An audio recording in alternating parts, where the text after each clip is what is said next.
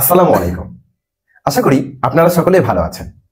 আজকে আমি খুব গুরুত্বপূর্ণ একটি বিষয় নিয়ে আলোচনা করতে এসেছি।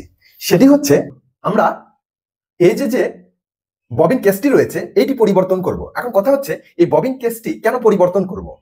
তো আপনাদের কাছে আমার একটি রিকোয়েস্ট থাকবে, যদি আমার এই ভিডিওটি আপনাদের সামান্যতম উপকারে এসে থাকে তাহলে ভিডিওটিতে একটি লাইক দিয়ে আমাকে নতুন নতুন ভিডিও তৈরিতে উৎসাহিত করবেন। ববিন কেসটি মূলত আপনার সেলাই ভালো হওয়ার জন্য অনেক অংশে বা একটি বিশেষ ভূমিকা রাখে।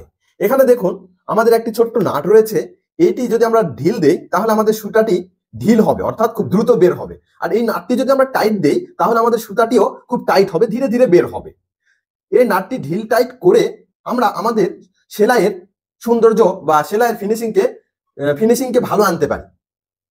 তাহলে সুতরাং যখনই এটি আমাদের নষ্ট হবে, দেখুন এখানে একটি স্প্রিং রয়েছে, লক রয়েছে, এটি স্প্রিংটি নষ্ট হয়ে গেলে এটি বুঝবেন যে নষ্ট হয়েছে, চেঞ্জ করতে হবে। অথবা এখানকার নাটটি যদি হারিয়ে যায় অথবা এই নাটটি যদি প্যাচ কেটে যায় তাহলে বুঝবেন এটি ব্যবহার করা না করা সমান, অর্থাৎ এটি তখন আর ব্যবহার করা যাবে না, আপনাকে নতুন একটি ববিন কেস লাগাতে হবে।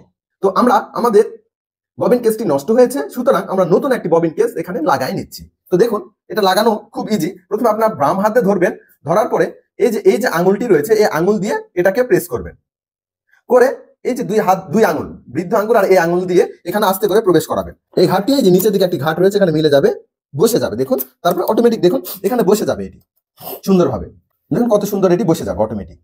এভাবে আপনারা খুব সহজে একটি ববিন কেসকে লাগিয়ে নিতে পারেন। পরিশেষে সকলে সুস্বাস্থ্য এবং দীর্ঘায়ু কামনা করে আজকে এখানেই শেষ করছি। দেখা হবে নতুন কোনো ভিডিও নিয়ে আগামীতে। সে পর্যন্ত সকলেই ভালো থাকুন। ধন্যবাদ সকলকে। আল্লাহ হাফেজ।